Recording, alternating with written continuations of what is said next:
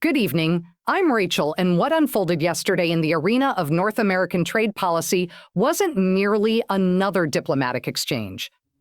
It was the public acknowledgement of a power realignment that has been quietly reshaping the continental economy for years. When the former president made an extraordinary public appeal for a massive Canadian lumber agreement, the response from Ottawa didn't just decline the offer.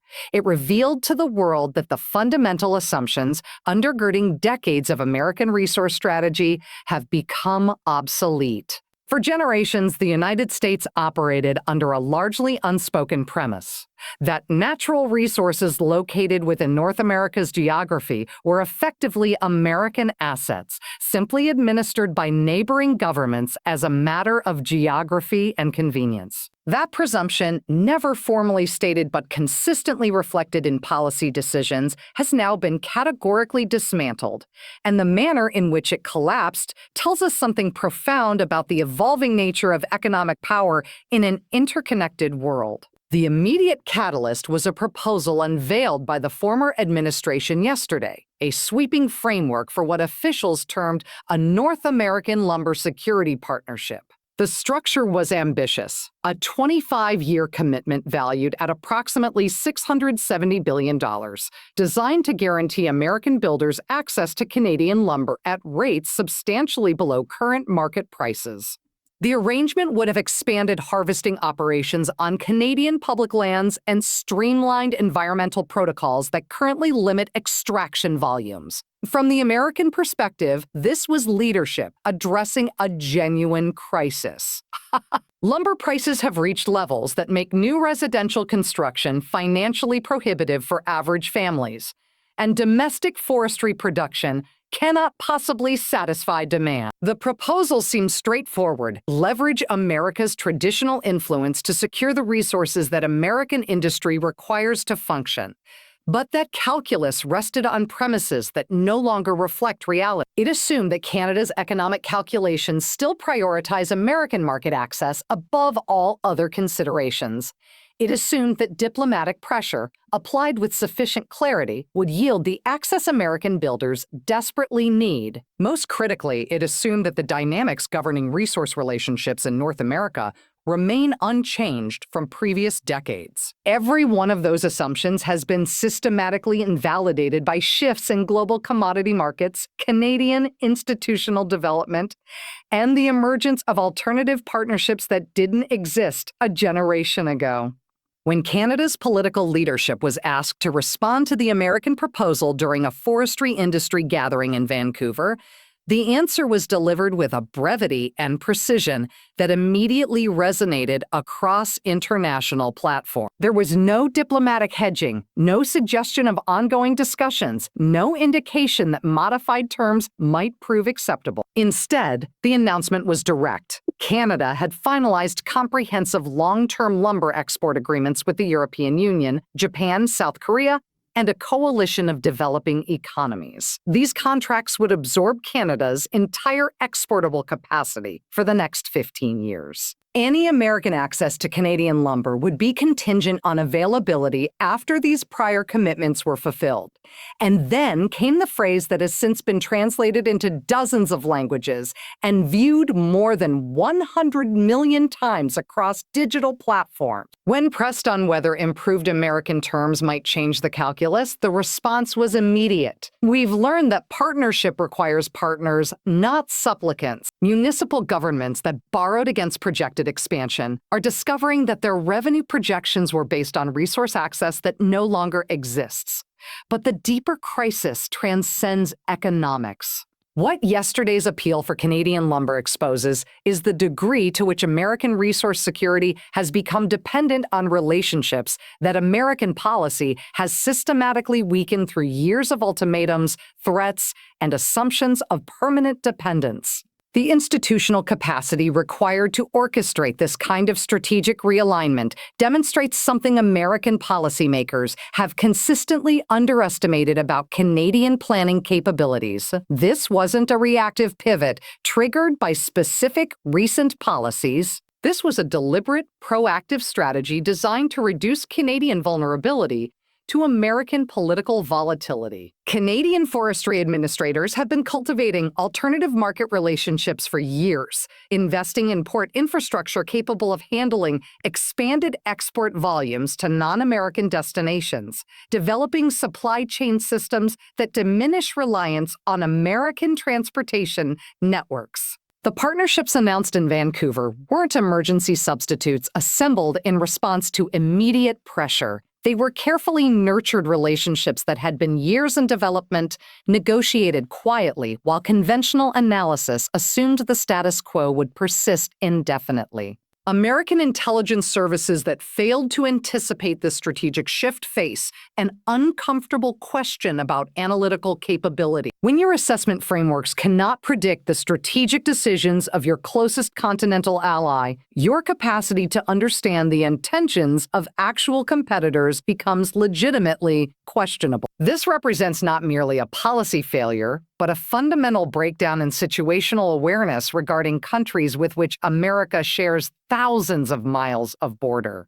The constitutional dimensions of this challenge reflect institutional inadequacies that have characterized American responses throughout this crisis. The American federal system was architected to manage resource distribution within a continental territory that could expand geographically when domestic supplies proved insufficient. That system has never confronted permanent resource constraints requiring international cooperation with sovereign partners who possess superior alternatives to American markets. When essential American needs can only be satisfied through agreements with foreign nations that maintain their own strategic priorities and democratic legitimacy, the constitutional framework encounters challenges it wasn't designed to address through conventional mechanisms. Previous lumber shortages were resolved through increased domestic production, technological innovation, or territorial expansion that brought additional forestry resources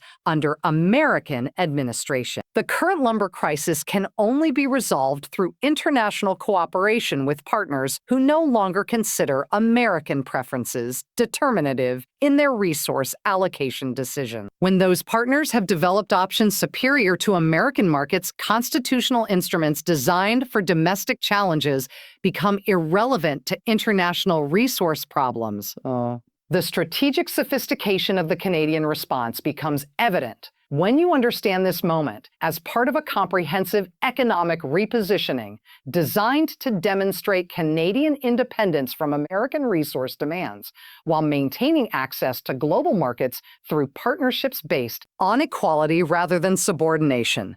The response that went viral didn't merely reject American terms.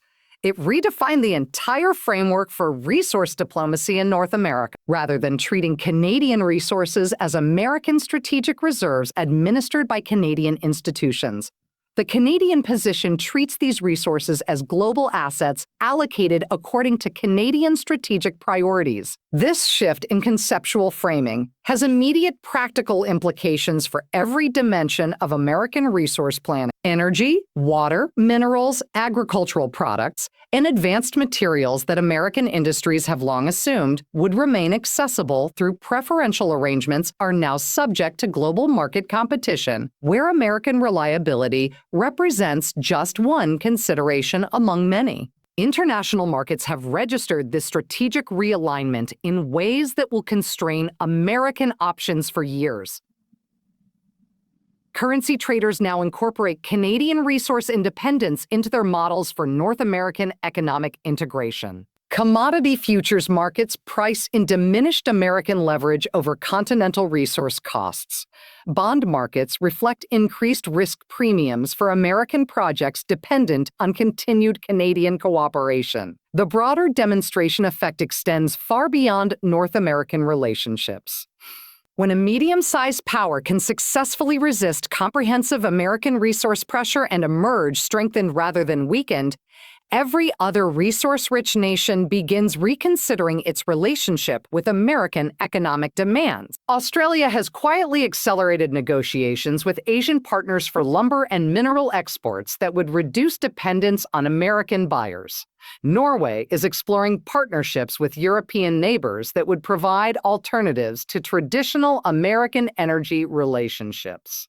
Brazil has initiated forestry cooperation agreements with developing nations that bypass American commodity trading systems entirely.